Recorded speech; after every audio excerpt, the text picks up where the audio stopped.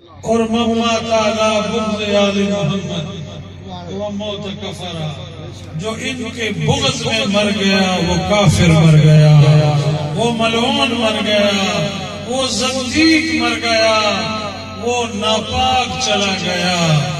آپ کو مبارک ہو کہ آج آپ حسن مصطفیٰ اور حسین شہید کربلا کے آستانے پہ آپ ان کے مہمان ہیں، اور انشاءاللہ میری کوشش ہوگی کہ یہاں بھی آپ کے لیے آرام کا انتظام بھی ہو اور آپ کو سہولتیں دی جائیں، کیونکہ اکیلی جان ہے اور کام زیادہ ہے۔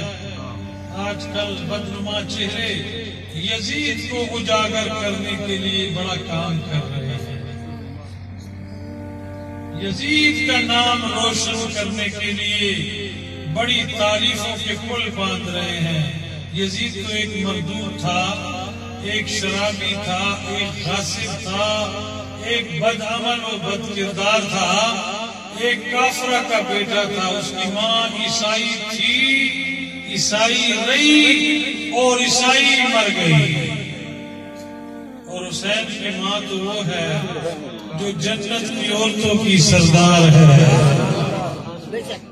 سیدہ النساء اہل الجنہ، وہ تو جنت کی عورتوں کی سردار ہے۔ میں اس دن یزید کی ماں کے بارے میں دیکھ رہا تھا کہ اس کا نام کیا تھا، وہ کتاب مجھے مل گئی، اس کا نام تھا میسوم۔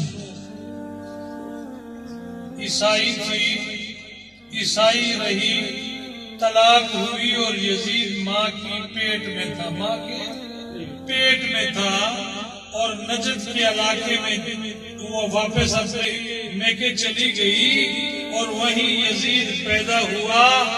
یزید کی پوری تربیت عیسائیوں نے کی، ماں بھی عیسائی تھی، نانا بھی عیسائی تھا، ماما بھی عیسائی تھا، ماں کا نام میسوم تھا، اور اس کے کبھی اس کے نانا کا نام مجھے یاد نہیں آ رہا، ورنہ اس پادری کا نام میں آپ کو بتا دیتا کہ وہ کیا بلا تھا۔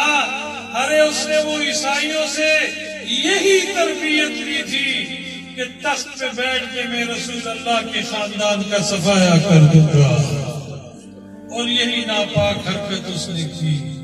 6 مہینے کا بچہ بھی نہیں چھوڑا، 18 سالہ نوجوان بھی نہیں چھوڑا، اور پورے کے پورے کنبے کو اس نے شہید کر ڈالا۔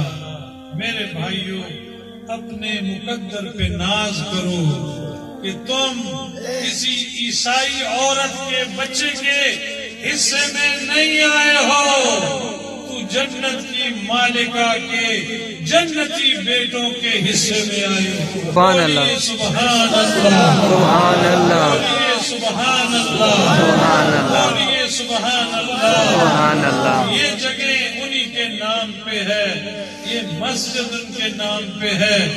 جب بھی کوئی دکھ ستائے، جب بھی کوئی پریشانی غالب ہو، تو اسی جگہ آ کے نفل پڑھ لینا۔ مسجد حسن میں نوافل پڑھنا تیرا کم، اور تیری مشکل کشائی کرنا مشکل کشا کے بچوں کا کام ہے۔ وہ تیری مدد کریں گے اور تیری مشکل کشائی کریں گے۔